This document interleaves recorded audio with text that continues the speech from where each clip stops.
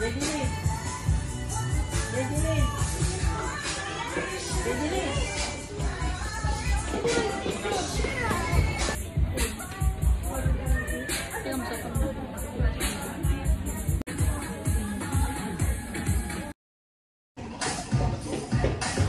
of course, no, ito din po yung, ayan, pasok po. Pasok. Pasok po. Yan, sa mga bagets, pwede po kayo. Sa manghihina-hina, saan kasama po natin si Miss Nicole.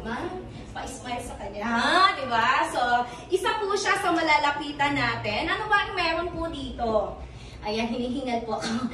So, ang vibes yun kasi pag pumunta ka dito, pag umakyat ka sa floor na to, it's either meron kang concern po sa dashboard mo, yung mga katanungan. No, pwede po tayo kay Miss Nicole po magtanong. And every Wednesday po ang ating release po ng cheque. So, ito din po yung nasa likod ninyo. Nandyan sila Sir Dandy, no? Kung saan sila din po yung nakakatuwang po natin sa ating iForm business. So, ayan, yun lang.